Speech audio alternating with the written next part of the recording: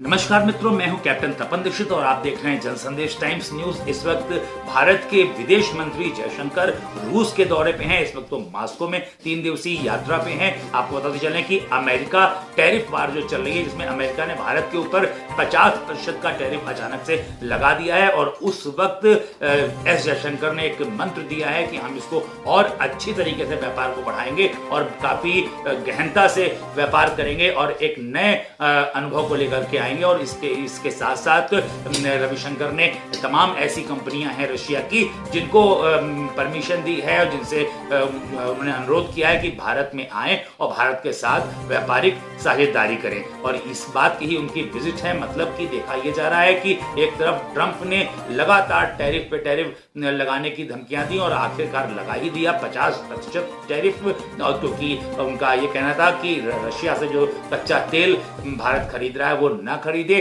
और इसके देखिए सापेक्ष बिल्कुल बगल में ही जो देश है चाइना भी तेल ले रहा है रशिया से, उसके ऊपर टैरिफ इतना नहीं लगाया।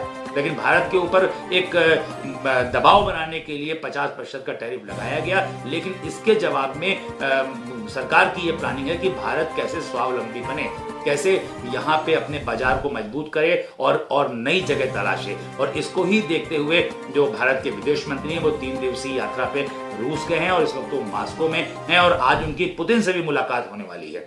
उनकी आज पुतिन से मुलाकात होगी जिसमें वो काफी व्यापारिक बातें साझा करेंगे। हालांकि भारत के प्रधानमंत्री नरेंद्र मोदी का और पुतिन का जो रिलेशन है वो अपने आप में काफी बढ़िया दिखाई पड़ता है, क्योंकि अभी पुतिन से जब बात हुई थी ट्रंप की, जब जेलेंस्की गए थे वहां पे व्हाइट हाउस में यूरोपीय देशों के प्रतिनिधियों के साथ, तब उन्होंने बीच में ही बैठक रोक करके पुतिन से 40 मिनट तक वार्ता करी थी। और इस बात को पुतिन ने प्रधानमंत्री नरेंद्र मोदी से टेलीफोन पे वार्ता करके साझा भी किया था। और उसके बाद जयशंकर की विजिट अपने आप में काफी खास और महत्वपूर्ण दिखाई पड़ रही है और इसके बाद रूस और भारत का व्यापार काफी तेजी से बढ़ने की संभावनाएं नजर आ रही है। बहुत ही महत्वपूर्ण खबर आ रही है ये मॉस्को से, जहां पे इस वक्त पुतिन की से हमारे विदेश मंत्री की मुलाकात होने वाली है और उसमें कई ऐसी डील्स हो सकती हैं जिससे भारत को काफी ज्यादा व्यापार करने के मौके मिलेंगे और अर्थव्यवस्था में सुधार होगा, क्योंकि हमारी अर्थव्यवस्था